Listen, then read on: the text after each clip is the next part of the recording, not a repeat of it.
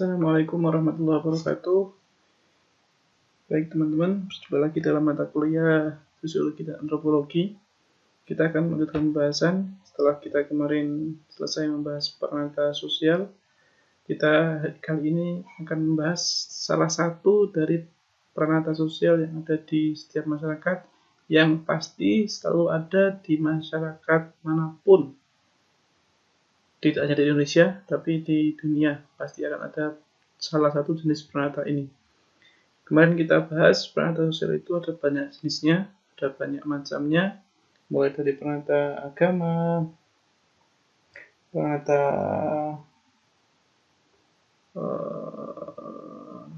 budaya, ada peranata ekonomi, ada peranata pendidikan, dan lain-lain. Yang salah satu dari semua itu adalah peranata keluarga. Yang peranata keluarga itu merupakan cikal bakal atau awal mula dari seseorang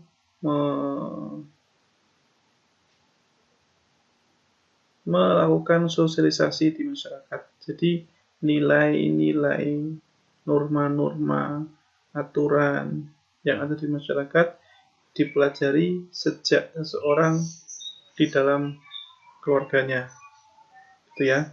Nah, maka dari itu dalam hal ini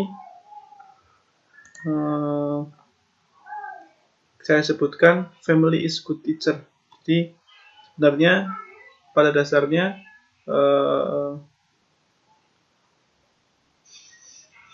guru dalam kehidupan adalah keluarga. Jadi seorang anak itu misalkan mulai diberikan pelajaran, mulai diberikan pendidikan, mulai diberikan pengetahuan, mulai diberikan aturan di masyarakat. Jadi kita sejak kecil diajari bagaimana cara makan yang dianggap baik dan pantas, bagaimana cara berbicara yang baik di masyarakat, bagaimana nilai yang ada di masyarakat. Itu kan berawal dari kita di dalam keluarga.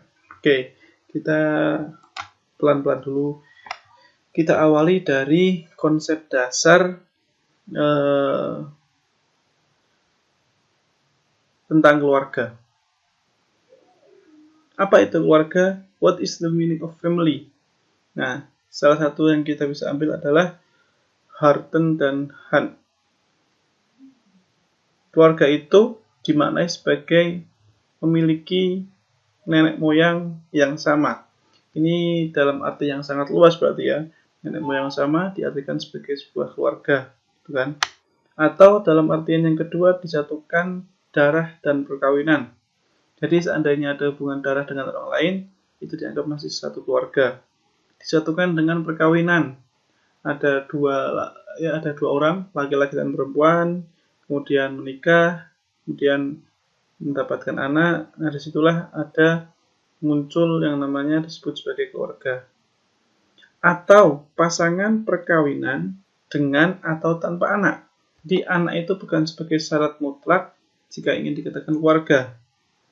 Jadi ketika ada pasangan yang sudah nikah, yang sudah kawin, meskipun dia tanpa anak, bisa disebut sebagai keluarga. Makanya kan kalau sudah menikah, biasanya kan mereka membuat kakak sendiri. Disebutlah mereka bisa berpisah dari kakak yang lama, kartu keluarga yang lama, dan mencetak kartu keluarga sendiri. Disebutlah di sini sebagai kakak, meskipun belum memiliki anak, kan begitu ya. Atau yang keempat, janda atau duda yang sudah memiliki anak. Ini juga disebut sebagai keluarga. Keempat pengertian ini kita rujuk dari pengertian Harten and Hunt tentang keluarga dengan syarat punya nenek moyang sama, dengan syarat disatukan dengan darah, dengan syarat perkawinan, dan dengan syarat dia seorang janda atau duda dengan anak. Gitu ya. Nah, dalam perkawinan itu memiliki norma masing-masing. Jadi misalkan kalau di masyarakat yang patriarki, laki-laki lah yang melamar perempuan. Tapi di masyarakat yang matriarki, perempuanlah yang melamar laki-laki di masyarakat Minang misalkan. Orang Minang itu perempuanlah yang melamar laki-laki. Atau misalkan ada norma lagi tentang tradisi-tradisi, ritual-ritual yang ada. Kalau di Jawa ada Midodareni, ada apa itu namanya? Siraman, ada namanya lagi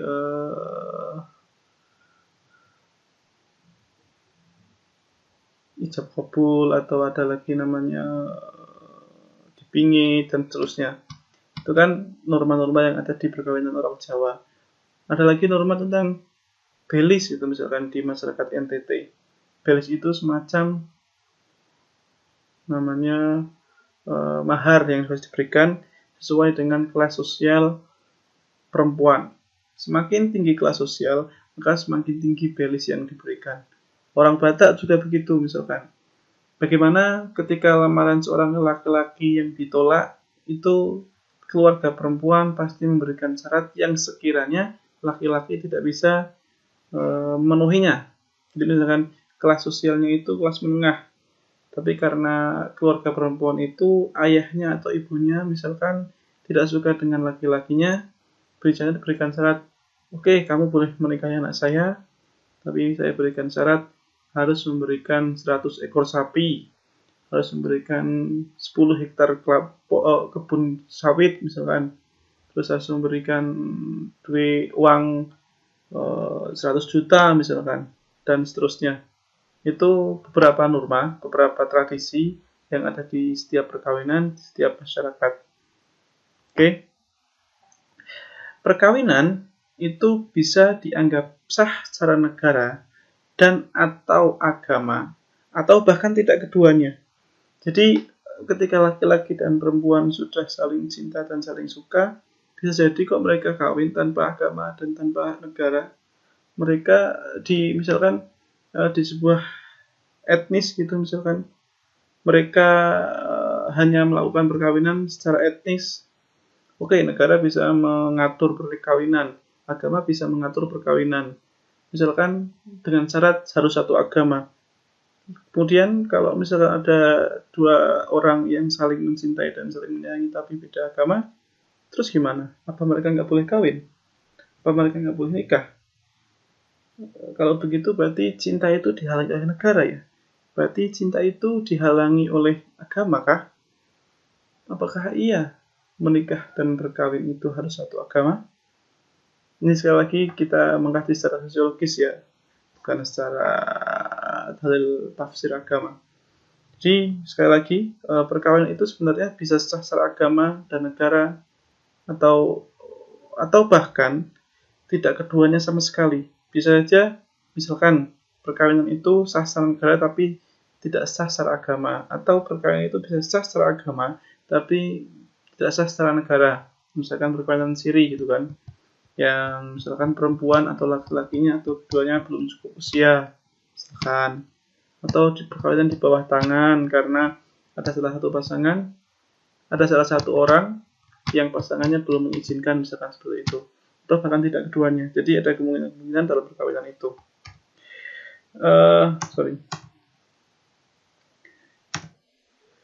Nah,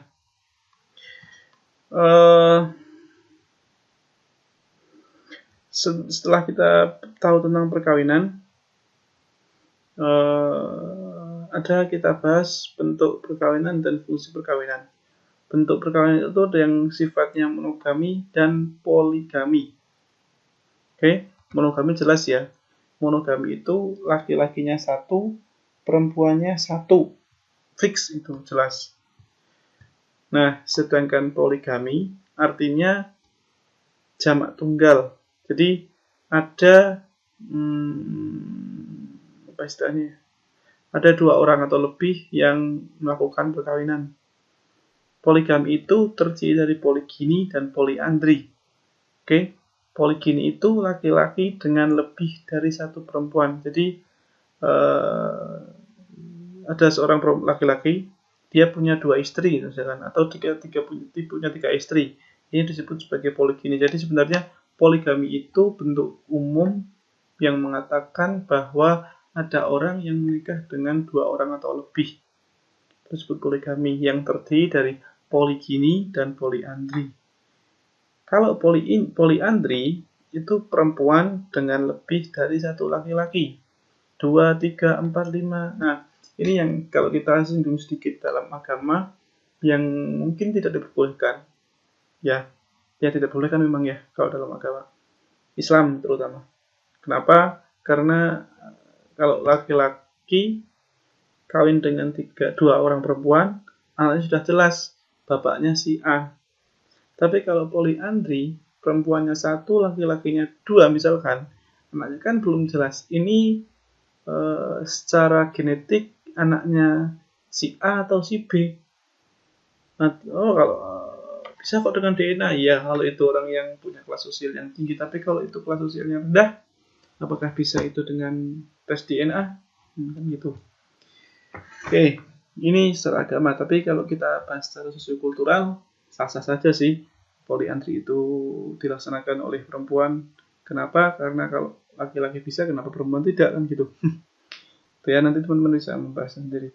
Kemudian ada yang disebut sebagai zonogami, yaitu 2 atau lebih laki-laki dengan 2 atau lebih perempuan. Nah, kemudian kita bahas fungsi perkawinan. Fungsi perkawinan itu yang pertama adalah dorongan untuk melakukan hubungan seks. Jadi, seksualitas yang dimiliki oleh setiap orang itu tersalurkan lewat perkawinan atau pernikahan. Jadi, ada rasa, ada hasrat, ada keinginan untuk melakukan hubungan seks dengan lawan jenis, ya, yang difasilitasi oleh perkawinan. Tuh. Kemudian menjamin kelangsungan hidup kelompok. Kenapa? Karena ketika tidak ada perkawinan, maka tidak ada generasi penerus dalam kelompok tertentu. Jadi eksistensi sebuah kelompok itu dijamin dari perkawinan yang ada. Eksistensi sebuah masyarakat itu akan terus berjalan ketika perkawinan ada. Ketika ada orang yang melakukan hubungan seks kemudian memiliki anak, kan gitu. Istilahnya ada individu-individu yang bisa meneruskan, kan? Kemudian yang ketiga, fungsi perkawinan itu sebagai bentuk pertanggungjawaban terhadap anak. Jadi ketika sudah memiliki anak, akhirnya 2 orang itu memiliki tanggung jawab untuk memberikan nafkah, memberikan pendidikan, memberikan segalanya kepada anak, gitu ya. Oke. Setelah kita ketahui tentang perkawinan tadi, kita bahas tentang tipe-tipe keluarga. Jadi bentuk sebelum munculnya keluarga itu kan diawali dari perkawinan. Perkawinan kita tahu tadi ada bentuknya monogami, poligami, kemudian apa istilahnya tadi? Ternyata perkawinan itu berfungsi untuk menjalankan hubungan seks, untuk melangsungkan kehidupan kelompok, menjamin kelangsungan hidup kelompok, kemudian sebagai bentuk pertanggungjawaban terhadap anak. Kemudian ketika perkawinan itu sudah terlaksana dan menurunkan beberapa anak, cucu, cici, dan seterusnya, kita bahas itu kan sudah menjadi keluarga. Lalu bagaimana bentuk tipe-tipe keluarga itu? Ada conjugal family dan consanguine family. Conjugal family ini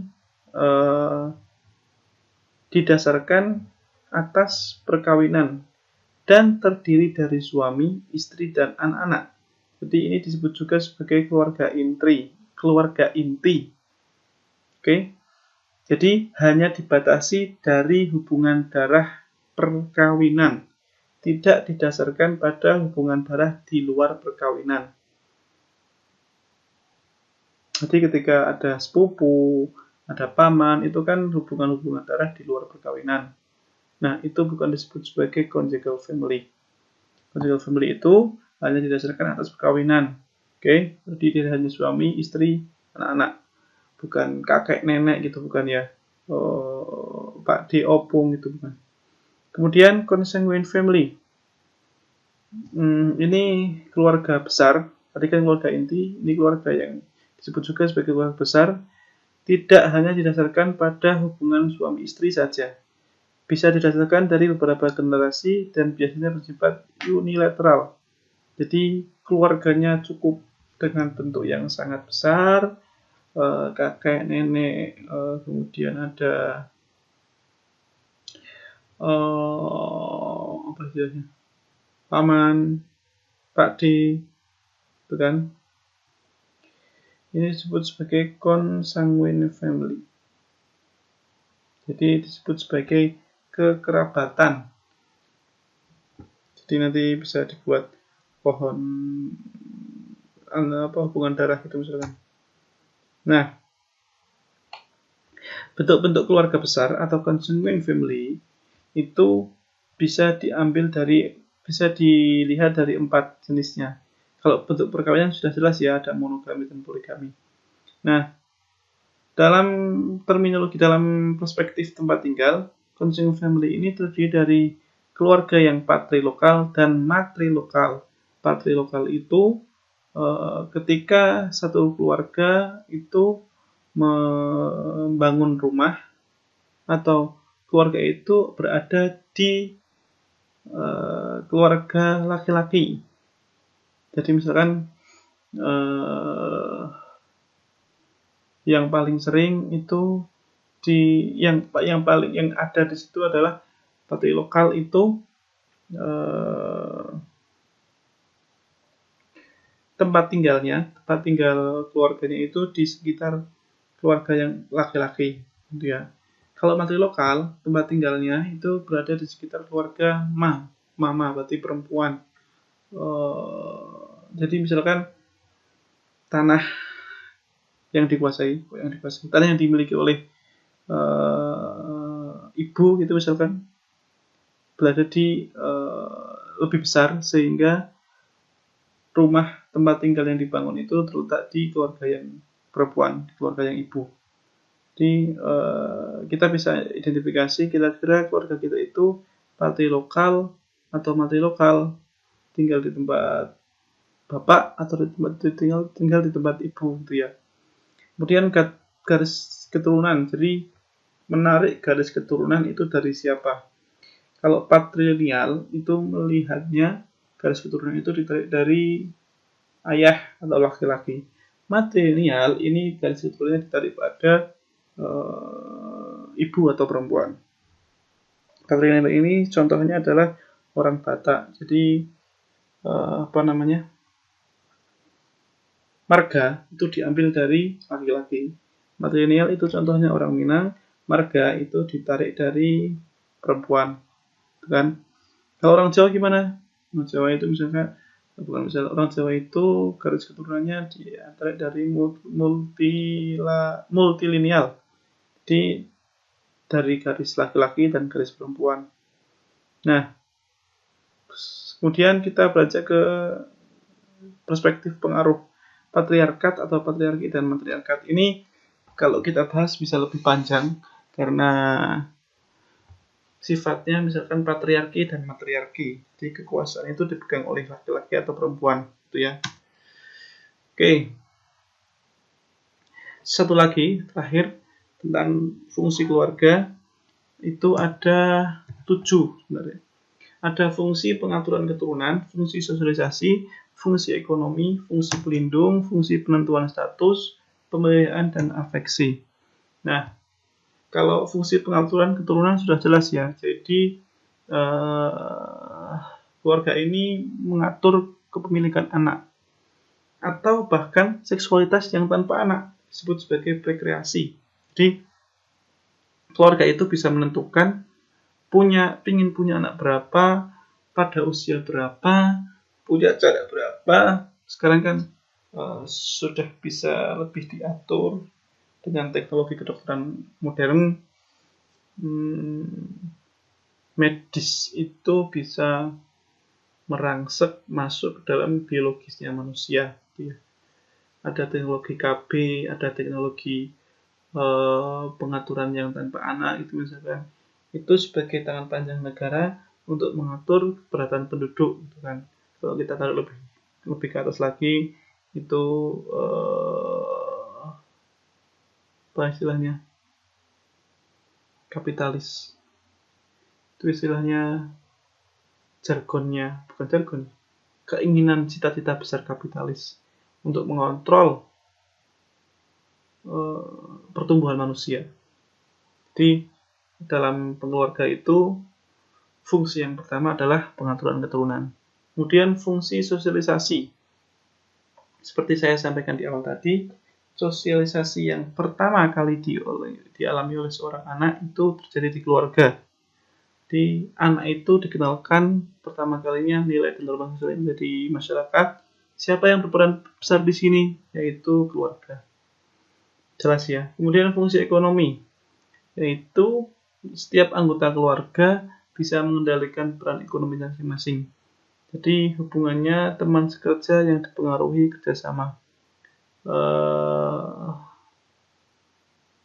Artinya setiap anggota keluarga kan punya status bapak, ibu, anak sulung, anak bungsu, anak nomor berapa gitu kan. Setiap orang dan di setiap usianya pasti memiliki peran masing-masing dalam hal ekonomi. Jadi ada yang bertindak sebagai sumber penghasilan, ada yang bertindak sebagai pengelola keuangan, ada yang bertindak sebagai konsumtif, ada yang bertindak sebagai distributif misalkan, atau manage dan seterusnya.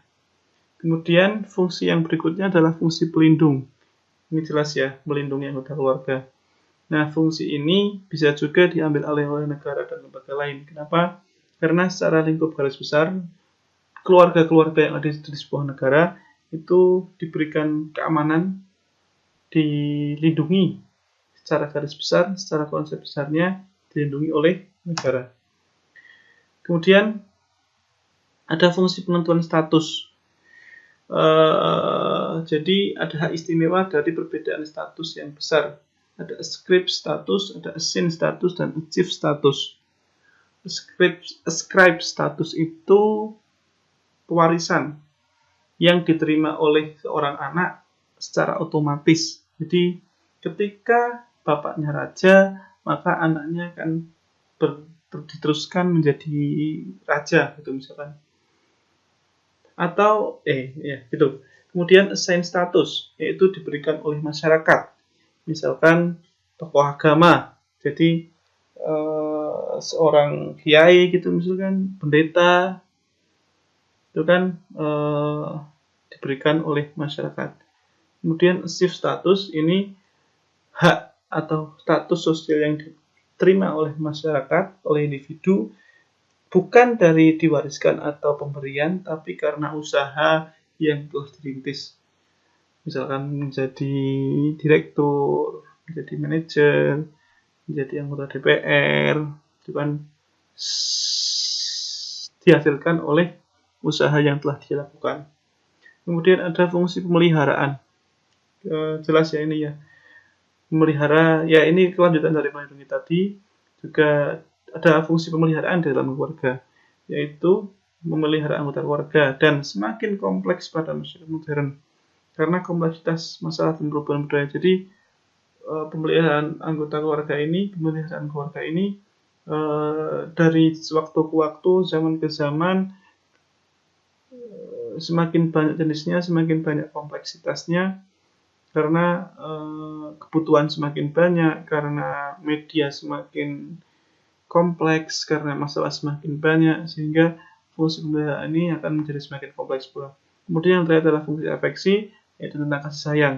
Jelas ya, setiap orang itu secara psikis dia membutuhkan kasih sayang, dan ketergantungan orang akan afeksi itu ada di dalam keluarga. Bapak dan ibu memberikan kasih sayang pada anaknya, anak memberikan kasih sayang pada bapak ibunya, kakak memberikan kasih sayang pada adiknya, adik memberikan kasih sayang kepada kakaknya, dan seterusnya.